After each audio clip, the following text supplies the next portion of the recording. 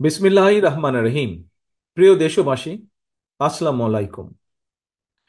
বিনা ভোটে ক্ষমতায় থাকার জন্য খুনি হাসিনা গত 15 বছরে হাজারো মানুষকে গুম খুন অপহরণ করেছে। হামলা চালিয়ে মিথ্যে মামলা দিয়ে লক্ষ লক্ষ মানুষকে করেছে ঘরছাড়া। রাজনৈতিক উদ্দেশ্য প্রণোদিত মামলায় হাজার হাজার মানুষকে বছরের পর বছর ধরে কারাগারেই জীবনের সোনালী সময়গুলো কাটাতে বাধ্য করেছে। খুনি হাসিনার অত্যাচার নির্যাতনে নিপীড়নে দেশের গণতান্ত্রিকামী মানুষ ক্ষুব্ধ, বিক্ষুব্ধ এবং এ কারণেই গণ আন্দোলনের মুখে খুনি হাসিনা পালানোর পর নির্যাতিত নিপীড়িতদের কারো কারো হয়তো আচরণে হয়তো বা ক্ষোভের মারাত্মক বহিঃপ্রকাশ ঘটেছে। প্রিয় দেশবাসী, গণহত্যাকারী খুনি হাসিনা পদত্যাগ করে পালানোর পর আমি তাৎক্ষণিকভাবে দেওয়া একটি বক্তব্যে সবার কাছে আহ্বান জানিয়ে বলেছিলাম, বিজয়ের কাছে পরাজিতরা নিরাপদ থাকলে বিজয়ের আনন্দ মহিমান্বিত হয়। তবে আমি খবর পেয়েছি দেশের কোনো কোনো জায়গায় কিছু কিছু অনাকাঙ্ক্ষিত ঘটনা ঘটেছে। এ প্রসঙ্গে আমি আবারও আপনাদের কাছে বিনীত আহ্বান রেখে বলতে চাই, ধর্মীয় কিংবা রাজনৈতিক কারণে কোনো ব্যক্তি বা গোষ্ঠীর প্রতি প্রতিশোধ কিংবা প্রতিহিংসা পরায়ণ হবেন না। বিশেষ করে সংখ্যালঘু জনগোষ্ঠী কোনোভাবেই যেন হেনস্থার শিকার না হন, সেটি নিশ্চিত করা আপনার আমাদের আমাদের সবার দায়িত্ব। কোনো ধর্মীয় উপাসনালয় ক্ষোভের বহিঃপ্রকাশ ঘটাবেন না। খুনি হাসিনা তার দলীয় এবং ব্যক্তি স্বার্থে রাষ্ট্র এবং সমাজে মানুষে মানুষে ঘৃণা, হিংসা, বিভেদ ছড়িয়েছে।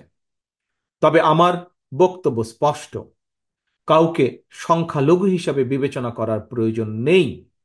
বাংলাদেশে মুসলমান, হিন্দু, বৌদ্ধ, খ্রিস্টান, বিশ্বাসী কিংবা অবিশ্বাসী কেউ সংখ্যালঘু নন।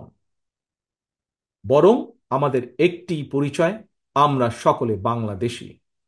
সুতরাং ব্যক্তি হিসাবে কারো প্রতি কোনো ক্ষোভ থাকলে প্রয়োজনে আইনগত পদক্ষেপ নিন, কিন্তু দয়া করে আপনারা কেউ নিজ হাতে আইন তুলে নেবেন না।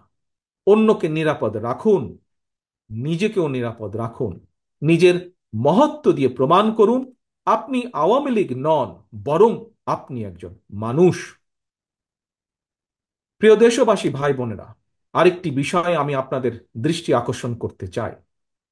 আইন শৃঙ্খলা বাহিনীর কোনো কোনো সদস্যের প্রতি কারো কোনো প্রতি ক্ষোভ থাকলেও নিজেরা প্রতিশোধ গ্রহণ করবেন না। আইন শৃঙ্খলা বাহিনী কিংবা জনপ্রশাসনের কেউ অন্যায় করে থাকলে রাষ্ট্রের প্রচলিত আইন অনুযায়ী তাদের বিরুদ্ধে ব্যবস্থা গ্রহণ করা হবে। দেশে কোনো সরকারি কিংবা বেসরকারি প্রতিষ্ঠান কিংবা বিদেশের দূতাবাসগুলো নিরাপদ রাখা আপনার আমার আমাদের সকলের কর্তব্য, সকলের দায়িত্ব।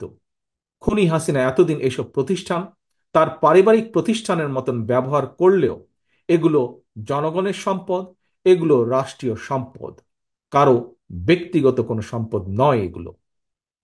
প্রিয় ভাই বোনেরা, প্রিয় দেশবাসী, সবশেষে আমি আবারও আপনাদের কাছে বলবো, কোনো অপশক্তি যাতে ছাত্র জনতার সফল বিপ্লবকে লক্ষ্যচ্যুত করার সুযোগ নিতে না পারে, এই জন্য আমাদের প্রত্যেকটি গণতান্ত্রিকামী প্রত্যেকটি মানুষকে অত্যন্ত সতর্ক এবং সজাগ থাকতে হবে।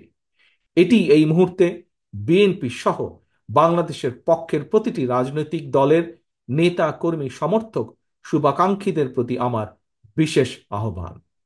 আল্লাহ হাফেজ। বাংলাদেশ জিন্দাবাদ। বাংলাদেশ জাতীয়তাবাদী দল জিন্দাবাদ।